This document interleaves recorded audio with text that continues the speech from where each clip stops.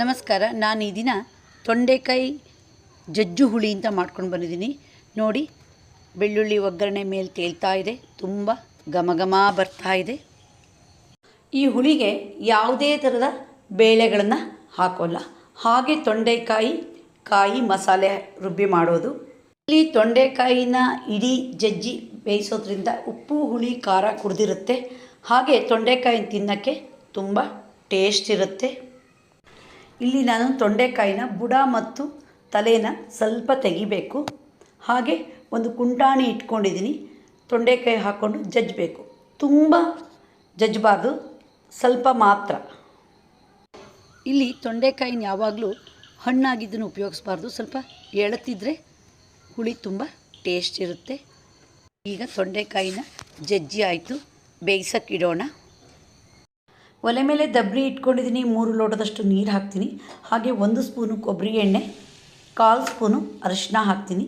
ನೀರು ಚೆನ್ನಾಗಿ ಕುದಿಬೇಕು, ಹೋಳು ಹಾಕಬೇಕಾದ್ರೆ. ನೀರು ಕುದೀತಾ ಇದೆ. ಈಗ ತೊಂಡೆಕಾಯಿ ಹೋಳುಗಳನ್ನು ಹಾಕೋಣ. ಹೋಳು ಹಾಕಾಯಿತು. ಈಗ ರುಚಿಗೆ 1/2 ಸ್ಪೂನಷ್ಟು ಬೆಲ್ಲ ಹಾಕೋಣ. ಈ ಹುಳಿ ತುಂಬ ಸಿಹಿ ಮಾಡಬಾರ್ದು, ಹಾಗೆ ಹೋಳಿನ ರುಚಿಗಾಗಷ್ಟು ಉಪ್ಪನ್ನು ಹಾಕೋಣ. ಒಂದ್ಸರಿ ಚೆನ್ನಾಗಿ ಮಿಕ್ಸ್ ಮಾಡೋಣ. ಹಾಗೆ ಒಂದು ಪ್ಲೇಟ್ ಮುಚ್ಚೋಣ, ಚೆನ್ನಾಗಿ ಬೇಯಲಿ. ಈಗ ಮಧ್ಯೆ ಒಂದ್ಸರಿ ಪ್ಲೇಟ್ ಮುಚ್ಚಿ ತೆಗಿಬೇಕು, ನೀರು ಕಮ್ಮಿ ಆಗಿದೆಯಾ ನೋಡೋಕ್ಕೆ. ಇನ್ನೂ ಸ್ವಲ್ಪ ಬೇಯಬೇಕು, ಮತ್ತೆ ಮುಚ್ಚೋಣ. ಈ ಹುಳಿಗೆ ಕಾಯಿ ಜಾಸ್ತಿ ಹಾಕಬೇಕು. 1 ಹೋಳಷ್ಟು ಕಾಯಿ ಹೂವನ್ನ ನಾನು ಮಿಕ್ಸಿ ಜಾರಿಗೆ ಹಾಕಿಟ್ಕೊಂಡಿದ್ದೀನಿ.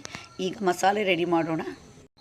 ಒಲೆ ಮೇಲೆ ಒಗ್ಗರಣೆ ಸೋಟಿಟ್ಟಿದ್ದೀನಿ, 1/4 ಸ್ಪೂನು ಎಣ್ಣೆ ಹಾಕಿದ್ದೀನಿ. ಹಾಗೆ ಕರಿಬೇವಿನ ಎಲೆಗಳನ್ನು ಹಾಕಿದ್ದೀನಿ.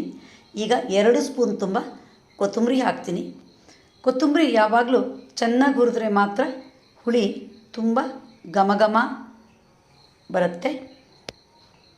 1/4 ಸ್ಪೂನಷ್ಟು ಮೆಂತ್ಯ ಹಾಕ್ತೀನಿ. ಮೆಂತ್ಯನೂ ಸ್ವಲ್ಪ ಫ್ರೈ ಮಾಡೋಣ. ಈಗ 1 ಸ್ಪೂನ್ ತುಂಬ ಜೀರಿಗೆ ಹಾಕ್ತೀನಿ. ಜೀರಿಗೆನೂ ಸ್ವಲ್ಪ ಫ್ರೈ ಮಾಡಬೇಕು. ಈಗ ಗ್ಯಾಸ್ ಆಫ್ ಮಾಡೋಣ. ನಾನಿಲ್ಲಿ 1.5 ಸ್ಪೂನಷ್ಟು ಅಚ್ಚ ಖಾರದ ಪುಡಿ ಹಾಕ್ತೀನಿ. ನೀವು ಬೇಕಾದರೆ ನಿಮ್ಮ ಖಾರಕ್ಕೆ ತಕ್ಕಂಗೆ ಇಂಚು ಜಾಸ್ತಿ ಹಾಕ್ಬೋದು. ಮಿಕ್ಸಿ ಜಾರಿಗೆ ಹುರಿದಿರೋ ಮಸಾಲೆ ಹಾಕಿದ್ದೀನಿ. ಹಾಗೆ 1/2 ಲೋಟದಷ್ಟು ನೀರು ಹಾಕಿದ್ದೀನಿ. ನಯಸ್ಸಾಗಿ ರುಬ್ಬಾಯಿತು, ಮಸಾಲೆ ರೆಡಿ ಆಯಿತು. ಈಗ ತೊಂಡೆಕಾಯಿ ಹೋಳಿಗೆ ಮುಚ್ಚಿದ್ದ ಪ್ಲೇಟ್ ತೆಗೆದಿದ್ದೀನಿ. ನೋಡಿ, ಹೋಳುಗಳು ಬೆಂದಿದೆ, ಆದರೆ ಕರಗಿ ಹೋಗಬಾರ್ದು, ರುಚಿ ಬರಲ್ಲ. ಈಗ 1 ಸ್ಪೂನಷ್ಟು ಹುಣಸೆಹಣ್ಣಿನ ರಸ ಹಾಕ್ತೀನಿ. ಹಾಗೆ 1/4 ಲೋಟದಷ್ಟು ನೀರು ಹಾಕ್ತೀನಿ. ಸ್ವಲ್ಪ ಮಿಕ್ಸ್ ಮಾಡೋಣ. ತೊಂಡೆಕಾಯಿ ಹೋಳುಗಳು ನೋಡಿ ಇಷ್ಟು ಬೇಯಬೇಕು.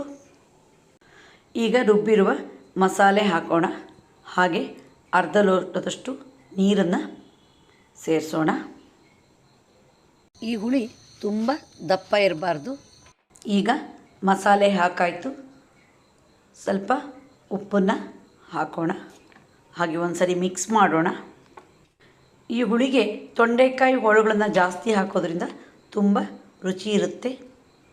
ಈಗ ಹುಳಿ ಕುದೀತಾ ಬಂತು. ಪರಿಮಳಕ್ಕೆ ಕೊತ್ತಂಬರಿ ಸೊಪ್ಪನ್ನು ಉದುರಿಸೋಣ. ಹಾಗೆ ಗ್ಯಾಸ್ ಆಫ್ ಮಾಡೋಣ. ಒಂದು ಒಳ್ಳೆ ಪರಿಮಳಕ್ಕೆ ಒಗ್ಗರಣೆ ಮಾಡೋಣ. ಒಲೆ ಮೇಲೆ ಒಗ್ಗರಣೆ ಸೋಟಿ ಇಟ್ಕೊಂಡಿದ್ದೀನಿ. ಅದಕ್ಕೆ 2 ಸ್ಪೂನು ಕೊಬ್ಬರಿ ಎಣ್ಣೆ ಹಾಕಿದ್ದೀನಿ, 2 ಒಣಮೆಣಸಿನ್ಕಾಯಿ ಚೂರು ಹಾಕಿದ್ದೀನಿ. ಹಾಗೆ 1 ಸ್ಪೂನ್ ಸಾಸಿವೆ ಕಾಳು ಹಾಕ್ತೀನಿ. ಇಲ್ಲಿ ವಿಶೇಷ ಪರಿಮಳ ಅಂದರೆ ಬೆಳ್ಳುಳ್ಳಿ ಒಗ್ಗರಣೆ ಕೊಡಬೇಕು. 5 ಎಸಳು ಬೆಳ್ಳುಳ್ಳಿನ ನಾನಿಲ್ಲಿ ಜಜ್ಜಿ ಹಾಕಿದ್ದೀನಿ. ಸ್ವಲ್ಪ ಫ್ರೈ ಆಗಲಿ. ಒಗ್ಗರಣೆ ಫ್ರೈ ಆಗ್ತಾ ಬಂತು.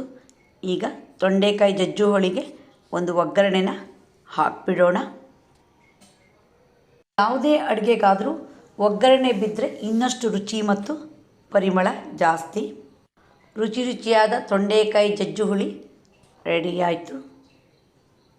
ಈಗ ಒಂದು ಸರಿ ಮಿಕ್ಸ್ ಮಾಡೋಣ. ಈ ಹುಳಿ ಅನ್ನಕ್ಕೆ ಕಲಿಸ್ಕೊಳ್ಳೋದು ಮಾತ್ರ ಅಲ್ಲದೆ ರೊಟ್ಟಿ ಹಾಗೆ ಬರೀ ಅಕ್ಕಿ ದೋಸೆ, ಉದ್ದಿನ ದೋಸೆಗೂ ತುಂಬ ಒಳ್ಳೆ ಕಾಂಬಿನೇಷನು. ನೀವು ಒಮ್ಮೆ ಟ್ರೈ ಮಾಡಿ ನೋಡಿ, ಇದರ ರುಚಿಯನ್ನು ಸವಿಯಿರಿ.